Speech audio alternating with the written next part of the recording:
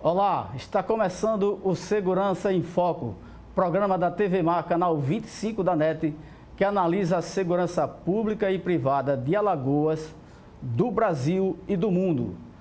Hoje iremos tratar da segurança das crianças e adolescentes, especialmente dos crimes de abuso e exploração sexual, preocupação constante de pais, responsáveis, educadores e autoridades da segurança pública. Essa preocupação deu origem à Operação Luz na Infância, operação que é desenvolvida pelas polícias civis de todos os estados e do Distrito Federal, que ontem cumpriu sua quarta etapa, que culminou com as prisões de mais de 100 pessoas, apreensão de vasto material contendo pornografia infantil, enfim. Esses e outros temas serão abordados aqui. Nós vamos adentrar nesse submundo do crime, da pedofilia não é crime, mas da pornografia infantil. E já estão aqui no estúdio as delegadas de Polícia Civil, Ana Luísa Nogueira, eu só chamo diretora, é gerente metropolitana de Polícia Civil, e a doutora Adriana Guzmão, titular da Delegacia dos Crimes contra a Criança e o Adolescente. Elas já estão aqui no estúdio, e você que tem filho, tem preocupação com a educação deles e a segurança deles, não saia daí, porque o Segurança em Foco já está no ar.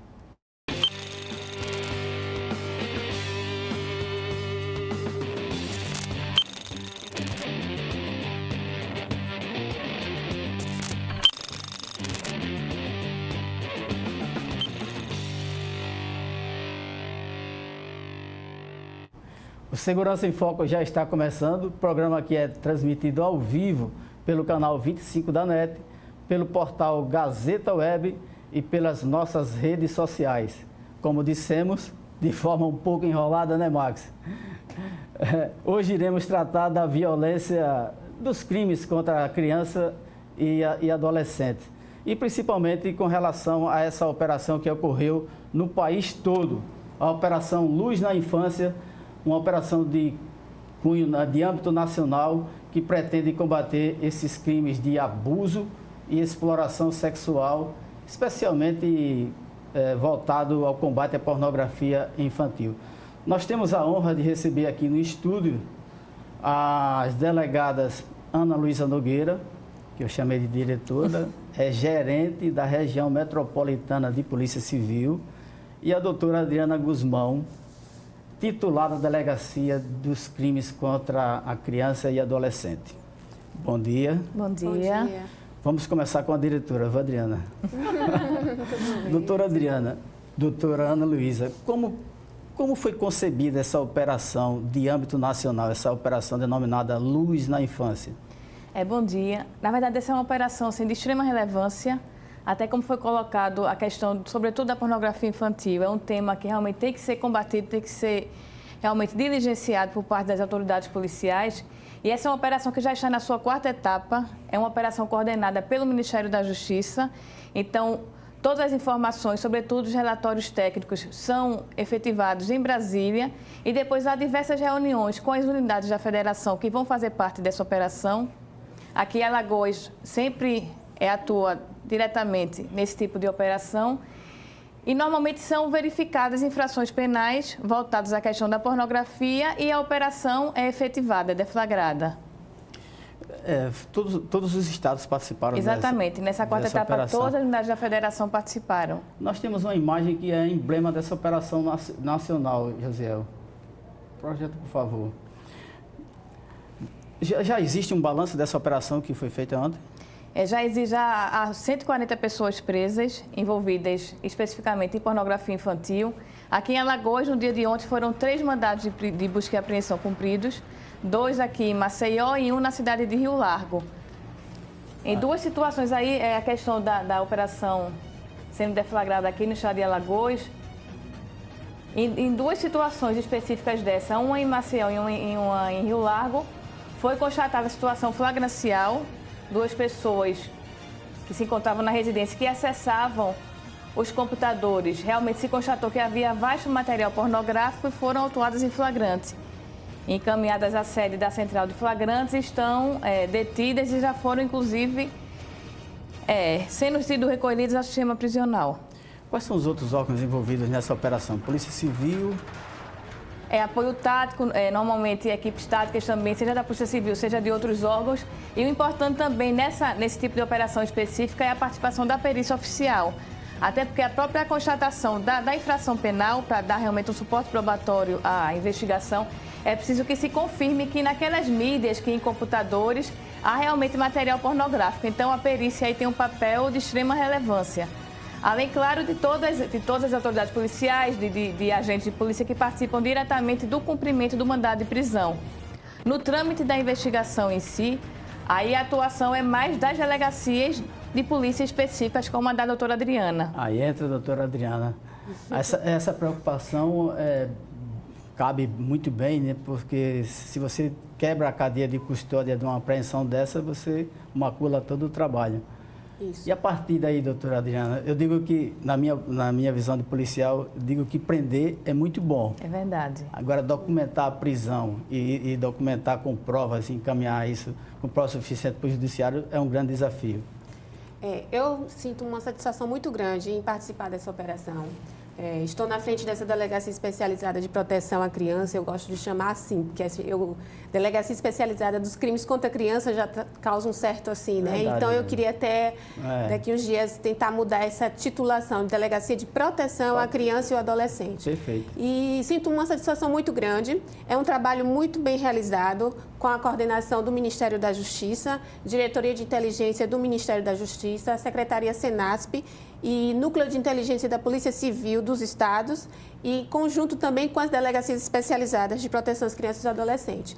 Esta operação começou desde o ano de 2017. Ontem foi a 4ª fase. A penúltima operação da Luz da Infância, ela envolveu tanto o Brasil como outro país, a Argentina. Então, o Brasil foi pioneiro e depois, agora já envolve outro país, que é a Argentina, na penúltima operação. Ontem só envolveu o Brasil. Ontem nós tivemos 147 prisões em todo o Brasil. E aqui em Alagoas tivemos 3 alvos que eram 3 alvos de busca e apreensão e obtivemos êxito nos 2 alvos, sendo que o 3º alvo foi também verificado bastante vestígios no local de que realmente vai se conseguir a materialidade delitiva ali naquele local. Os materiais foram apreendidos, encaminhados para o Instituto de Criminalística e lá em laboratório serão realizadas a perícia técnica. É um trabalho bem pormenorizado, porque no momento em que a gente faz a busca e apreensão, lá no local, né, nós peticionamos para o juiz o mandado de busca e apreensão com base no relatório técnico feito da Secretaria da Inteligência da Polícia Civil, como também da Diretoria de Inteligência de Brasília. Aí nós peticionamos para o juiz, né, ajuizamos a ação, conseguimos o mandado de busca e apreensão e quando vamos cumprir o mandado de busca e apreensão, precisamos fazer também uma investigação bem detalhada no local. Porque às vezes nós identificamos, através do relatório técnico, a rede, a conexão, onde estão sendo feitos os downloads, o material pornográfico. Mas às vezes aquele usuário daquela internet não é o usuário não é a pessoa que está cometendo o delito. Então, no momento da busca, é muito importante o trabalho de investigação feito pelos policiais, feito por toda a equipe de polícia e também feito pelo Instituto de Criminalística, que faz a perícia nos equipamentos. Todos os equipamentos dos locais são periciados no local e a partir dali é que nós fazemos aquela investigação para saber quem é que naquele exato momento está baixando, fazendo downloads, vídeos e fotografias de crianças e adolescentes em imagens de sexo. Quando chegamos no momento, as imagens são chocantes, porque envolvem muitas crianças, e crianças realmente fazendo sexo, pornografia com adultos, com outras crianças, e isso causa um clamor muito grande, até para a própria equipe que está no local. Aí esse trabalho também é feito no momento. Mas isso provoca um engajamento ainda maior das senhoras, né? São mães. Exato. Isso, é verdade. E aí isso incorpora e avança muito mais. Eu tive um cliente que ele foi chamado à delegacia porque teria sido usada uma rede dele e essa rede era compartilhada. Possivelmente não. Ele não era o criminoso. Ele não tava, ele apenas partilhou, fez o compartilhamento da rede dele. É possível a investigação identificar de fato quem é o criminoso? É neste ponto que a gente consegue, tenta trabalhar com a investigação no local. Não foi na de ontem, na última operação, mas na segunda operação, eu cheguei numa vila em que existiam várias casas. Era uma vila. Era. E todas tinham a mesma internet, a mesma conexão. Só que a busca e apreensão foi em determinado local, porque lá que era a conexão que foi identificada pelo serviço, pelo trabalho de inteligência. Então, nós chegamos no local e, com o trabalho da perícia e com o trabalho de investigação, nós fomos em várias casas e tivemos que investigar em várias casas, todas as redes compartilhadas. É uma coisa que a gente sempre fala, sua rede é compartilhada? Você compartilha, com uma das primeiras perguntas que a gente faz quando chega no local, se a rede é compartilhada. Sendo compartilhada, a gente realmente tem que ir investigar no momento qual é o usuário daquele delito. Ô José, por favor, passa novamente essas imagens. Eu gostaria de saber como é que vocês fazem a mineração dessa, que é muito material para ser analisado e vocês fazem essa seleção, né? Como é procedida essa seleção? Que vocês, lógico, trabalham na área, já tem um alvo definido, né? Já tem o material a ser apreendido, já está na cabeça, computador, laptop, enfim, mas também tem muito mais outros materiais. Eu gostaria de saber como é que vocês procedem no interior das residências-alvo. Por exemplo, quando chegamos no local. Isso aqui já é o final, né? Quando chegamos no local, catalogado. Quando chegamos no local da busca e apreensão, a busca e apreensão é para apreender todos os equipamentos de armazenamento de mídias digitais.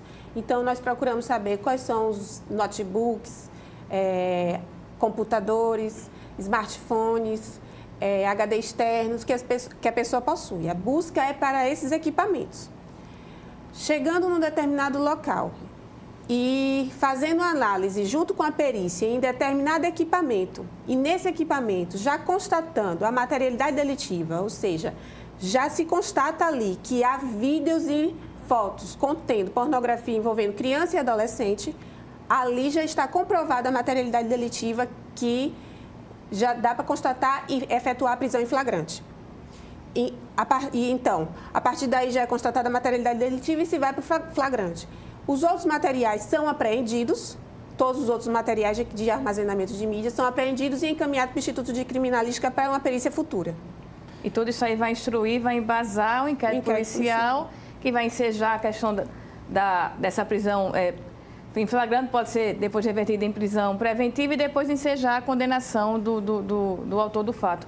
Só o que a doutora Adriana até colocou é importante com relação a essa questão da coleta do material e, sobretudo, também na identificação do autor do fato, porque a gente está tratando de infrações penais graves que normalmente contêm uma pena imposta, uma pena alta e realmente deve ser assim, já que os agressores, as pessoas que cometem esse tipo de infração penal têm que realmente ser punidas, responsabilizadas penalmente, já que são situações extremamente graves que envolvem crianças e adolescentes que têm uma proteção de prioridade absoluta prevista no Estatuto da Criança e do Adolescente.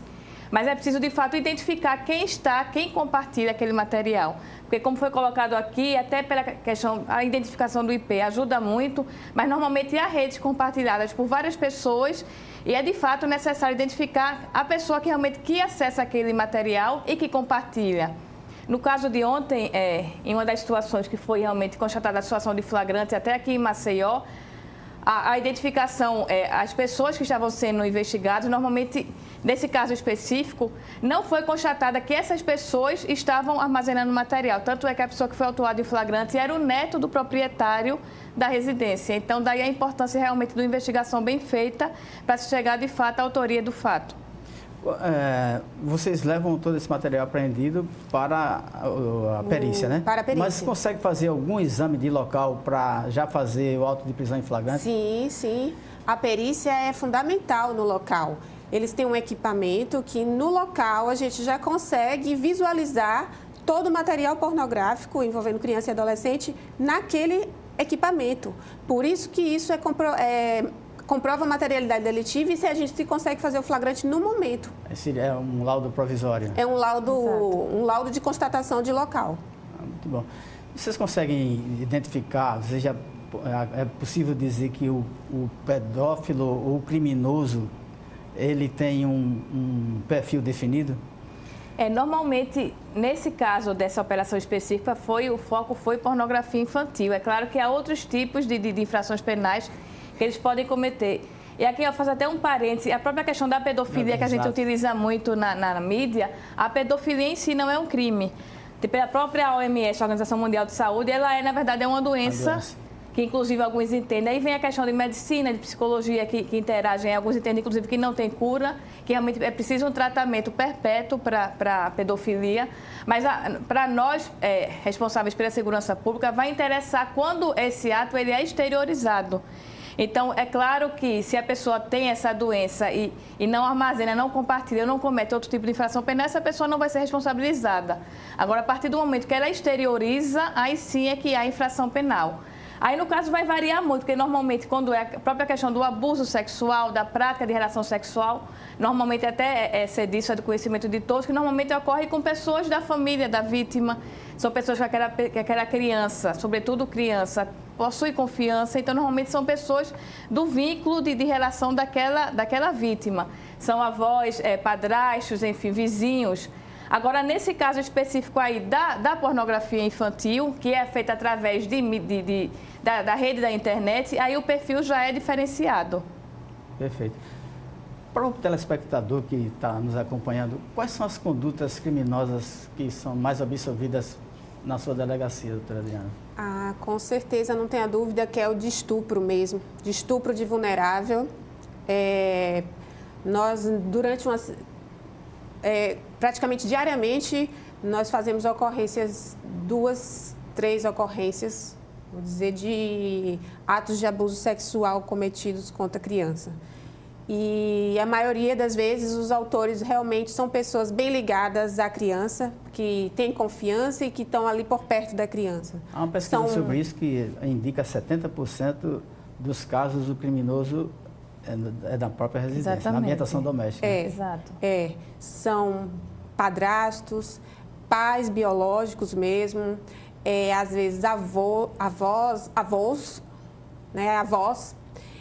desculpa, mas assim, são realmente pessoas que a criança convive, tios, pessoas vizinhas que têm confiança e que cuidam daquela criança, que às vezes a mãe sai para trabalhar e deixa o filho com a amiguinha, que é vizinha, que tem uma certa confiança com os pais. Inúmeras situações, todas são realmente para esse perfil. Mas no caso da pornografia infantil, né, que é o alvo dessa operação, isso, quais são as condutas que... Hoje, o mundo dominado pelas mídias, redes sociais, você recebe conteúdo de todo tipo. Então, quais são as atitudes, as condutas típicas criminosas quando você armazena, divulga, enfim? Quais são essas condutas consideradas criminosas? Porque a pessoa às vezes recebe, guarda ali e não sabe que pode estar cometendo um crime, né? Mas é crime. As condutas criminosas estão previstas no Estatuto da Criança e do Adolescente, podem ser inseridas no artigo 241A ou 241B. Ontem nós trabalhamos notadamente com 241B, que é o armazenamento de fotos ou vídeos contendo imagens de pornografia infantil. Mas é isso, eu ia até ressaltar que, além dessa conduta, quando nós apreendemos esse objeto, esses equipamentos que vão para a perícia, os peritos podem também constatar que, além do armazenamento, há o compartilhamento com vários outros usuários. E aí o crime é mais grave, que é o outro artigo, do 241A, que é um crime mais grave. Então, ele pode responder por 241A, 241B, por 2 condutas do Estatuto da Criança e do Adolescente. E a penalidade fica bem mais grave. A tipificação é bem maior. Então, armazenar, você manter no seu smartphone aquele conteúdo pornográfico é crime. Se divulgar é outro crime com com pena aumentada. Com pena maior. E ainda tem aquela situação também do próprio, da pessoa que mantém o material, que armazena, mas também que, além disso, o vídeo ali, ela própria mantendo relação sexual com a vítima. A situação ainda é mais grave, ainda há situações dessas. Eu acho que estamos estudando, acho que a gente vamos estudar ainda a possibilidade não. Está se estudando de que, assim, hoje a Operação Luz na Infância é para prender e coibir o artigo 241A, que é a aquisição desse material pornográfico, essa manutenção de materiais pornográficos em equipamentos. O armazenamento. O armazenamento. Isso. No entanto, quem pratica aquele ato já responde por um crime mais grave, que é o estupro, realmente, né? É o estupro, isso que é o crime mais grave. Então, hoje já existe um serviço de investigação, um trabalho de investigação, para se conseguir identificar aquelas crianças que estão nos vídeos e nas fotografias, para se conseguir punir o infrator, o abusador, que está praticando os atos que estão nos vídeos e nas fotografias. Existe um esforço do mundo para isso? Existe. Tem apoio internacional? Existe. Existe também a Embaixada dos Estados Unidos, que faz um trabalho conjunto com o Ministério da Justiça aqui no Brasil e que está auxiliando muito, né, nesse trabalho de investigação de pornografia infantil. Porque esses vídeos e essas imagens vêm de todo mundo. Não é só localizada, não é só daqui de Maceió, não é só daqui do Brasil. Mas podem vir de qualquer lugar do mundo. Então, assim, é um trabalho realmente que precisa da cooperação de várias entidades e vários países para que a gente consiga realmente identificar que é o crime mais grave, né? Que é a criança sendo abusada. É a criança sendo abusada. Eu aqui consigo investigar as crianças e os adolescentes que são vítimas de abuso aqui em Maceió, né? Aqui dentro da capital. Mas esses vídeos vêm de todo lugar do mundo. Então, a gente tem que trabalhar também para identificar essas crianças e os adolescentes que são vítimas desse tipo de crime. A gente tem acompanhado uma evolução da Polícia Civil no tratamento dessas ocorrências, né? Antes era só uma delegacia que recebia o infrator e vítima, né? Hoje já dividiu. Isso. Mas há um esforço grande da senhora doutora Adriana em isso já também desenvolvido pela Bárbara, a doutora Bárbara, né? Isso. De colocar instalações adequadas para que a criança se sinta à vontade para expressar o seu sentimento, a sua dor, enfim, para que a família seja acolhida. Mas ainda, vocês acreditam que essas instalações poderiam ser melhoradas para ter um atendimento muito maior, com mais profissionais envolvidos no tratamento dessas ocorrências? Com relação a uma delegacia específica, aqui na capital nós temos duas delegacias. A delegacia, como a doutora Helena até colocou, que é bem mais interessante, chamada de proteção à criança, e tem a situação inversa, que aí não convém, não é o caso aqui dessa entrevista, que é do adolescente infrator, quando ele comete ali o ato infracional. Não há nas outras cidades, até pela questão estrutural, não há uma delegacia específica de proteção à criança, mas aí é claro que a questão de estruturação, isso aí é uma premissa que deve ser feita sempre.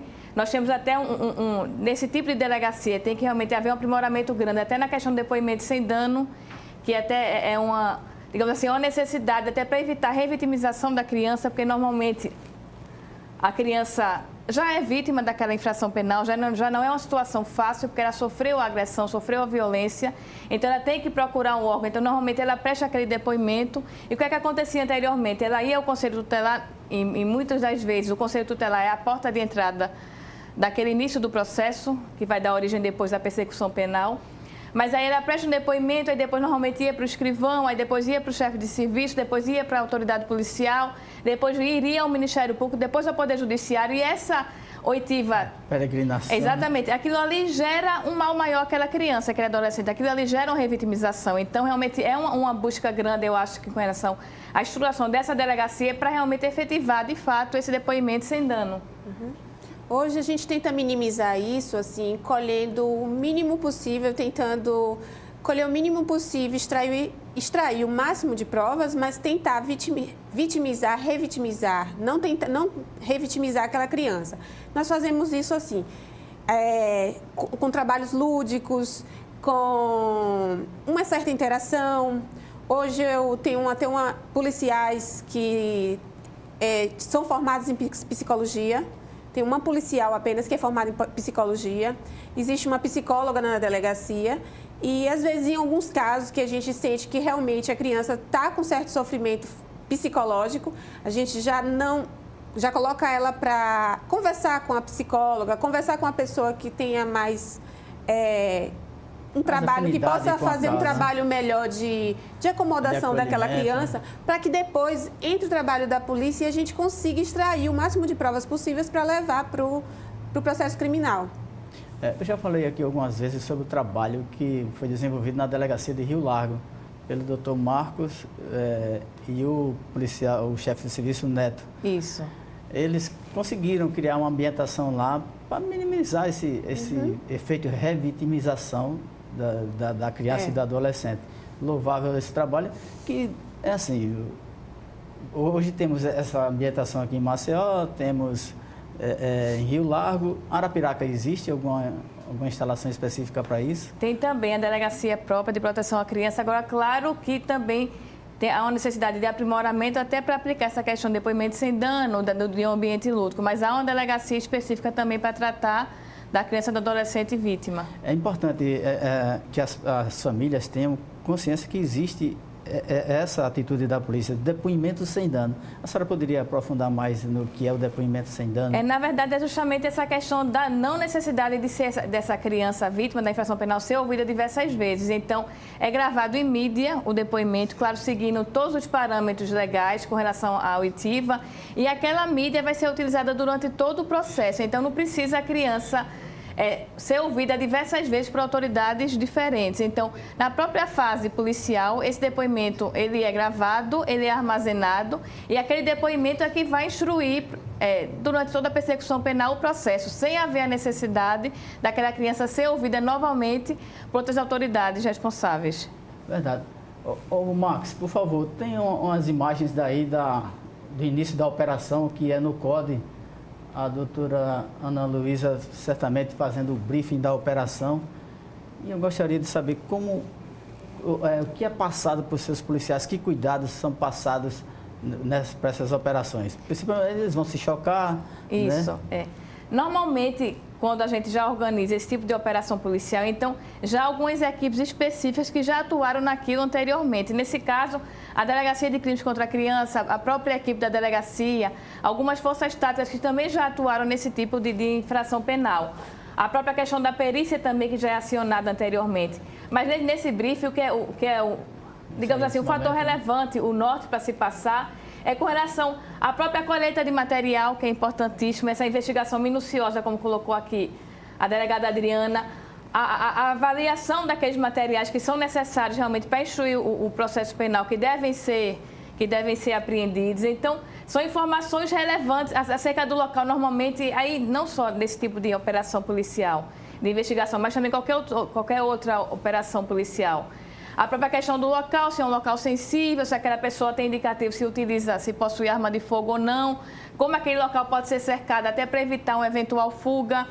Também é feito um levantamento prévio se aquele local, nesse caso específico da internet, se ela também é compartilhada por outros locais, e aí é preciso realmente um efetivo maior. Até como foi colocado aqui pela delegada Adriana, com relação a alguns locais como uma vila em que há vários cômodos que compartilham aquele tipo de sistema da internet. Então, é feita uma conversa toda anterior, também passando informações, sobretudo sobre a apreensão desse material, para que a operação, de fato, seja uma operação exitosa.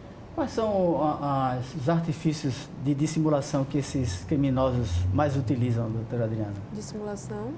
De esconder? Como é que eles tentam esconder esse...